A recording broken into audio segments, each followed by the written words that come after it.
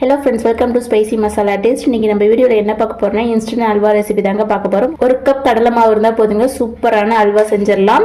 வீட்டுக்கு கெஸ்ட் வந்தால் கூட ஈஸியாக செஞ்சு கொடுத்துடலாங்க. குழந்தைங்க ஸ்வீட் கேட்டால் இந்த மாதிரி செஞ்சு கொடுக்கலாங்க. அப்படி இல்லை வீட்டுக்கு யாராவது கெஸ்ட் வந்தால் கூட ஈஸியாக ஒரு 10 நிமிஷத்தில் வந்து செஞ்சிடலாம். இந்த அல்வா எப்படி செய்யலாம்னு பார்க்கலாங்க. அதுக்கு முன்னாடி நம்மளோட சேனல் சப்ஸ்கிரைப் பண்ணாமல் வந்தீங்கன்னா சப்ஸ்கிரைப் பண்ணி சப்போர்ட் பண்ணுங்க. இப்போ வாங்க வீடியோக்குள்ளே போயிடலாம். அடுப்பை தச்சுட்டு பாத்திரம் வச்சுருக்கேங்க. இந்த கப்பில் தான் நம்ம எல்லாமே மெஷர் பண்ண போகிறோம். இந்த கப்பில் வந்து 1 கப் அளவுக்கு சக்கரை சேர்த்துக்கலாங்க. அதே கப்பில் 2 கப் அளவுக்கு தண்ணி சேர்த்துக்கலாம். சக்கரை வந்து பாகுபதெல்லாம் எதுவும் தேவையில்லைங்க, கரைஞ்சி வந்தால் மட்டும் போதும். இங்கே பாருங்க, சக்கரை வந்து கரைஞ்சி வந்துருச்சு. இப்போ இது ஒரு பக்கம் இருக்கட்டுங்க. இப்போ அதே அடுப்பில் ஒரு நான்ஸ்டிக் பேன் வச்சுருக்காங்க. 1/4 கப் அளவுக்கு நெய் சேர்த்துக்கலாம்.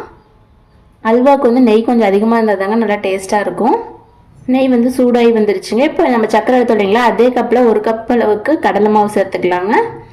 அடுப்பு வந்து மிதமான தீயில வச்சு நல்லா கலந்து விடுங்க. ஒரு 2-3 நிமிஷம் வந்து இதே மாதிரி நெய்யில் வந்து நம்ம மாவு வந்து வறுத்து எடுத்துக்கலாங்க. ஒரு 2 நிமிஷம் தான் ஆச்சுங்க, சூப்பராக வறுபட்டு வந்துடுச்சு. இந்த மாதிரி பபிள்ஸ்லாம் வருது இல்லைங்களா, இது வந்து கரெக்டான ஸ்டேஜ். நம்ம ஆல்ரெடி வந்து சர்க்கரை கரைச்சி வச்சுருக்கோம் இல்லைங்களா, அது வந்து கொஞ்சமாக சேர்த்துக்கலாங்க. நல்லா கலந்து விட்டுக்கலாம்.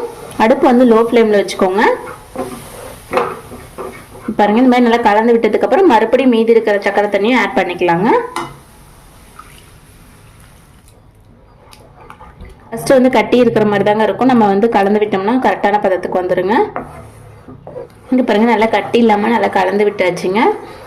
இங்கே பாருங்கள், இப்போது ஒரு அல்வா பதத்துக்கு இருக்குதுங்க. அடுப்பு வந்து லோ ஃப்ளேமில் வச்சுட்டு நல்லா கலந்து விட்டுட்டே இருக்கணுங்க. ஒரு 5-6 நிமிஷத்துக்கு நம்ம நெய் சேர்த்துனீங்களா, அதெல்லாம் நல்லா பிரிஞ்சு வரணும். அந்தளவுக்கு வந்து நல்லா குக் பண்ணி எடுத்துக்கணுங்க. நான் கொஞ்சமாக கேசரி பவுடர் தாங்க தண்ணியில் கலக்கி எடுத்திருக்கேன். நான் ஆரஞ்சு கலர் எடுத்திருக்கேங்க. இது வந்து ஆப்ஷனல் தாங்க, நான் வீடியோக்காக மட்டும்தான் சேர்த்துக்கிறேன். நீங்கள் வீட்டில் செஞ்சீங்கன்னா கண்டிப்பாக சேர்க்க தேவையில்லைங்க. நல்லா கலந்து விட்டுட்டே இருக்கலாங்க. நல்லா நெய் வந்து பிரிஞ்சு வரணும், அதுதான் வந்து கரெக்டான பதங்க. பாருங்க, லைட்டாக இப்போ தான் நெய் பிரிய ஆரம்பிச்சிருக்குதுங்க. இந்த ஸ்டேஜில் 1/2 ஸ்பூன் அளவுக்கு ஏலக்காத்தூள் சேர்த்துக்கலாங்க. முந்திரி பருப்பு வந்து கொஞ்சமாக சேர்த்துக்கலாங்க. நான் இந்த மாதிரி சின்னதாக உடைச்சிட்டு சேர்த்துக்கிறேங்க. நம்ம வந்து இப்படியே ஆட் பண்ணிக்கலாம். நெய்யில் வறுத்துட்டும் சேர்த்துக்கலாங்க.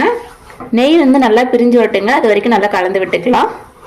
இங்கே பாருங்கள், நம்ம சேர்த்துன நெய்லாம் வந்து சூப்பராக பிரிஞ்சு வந்துருக்குதுங்க. இது வந்து கரெக்டான பதம். இப்போ ஸ்டவ் ஆஃப் பண்ணிவிட்டு ஒரு பிளேட்டுக்கு வந்து மாற்றிக்கலாங்க.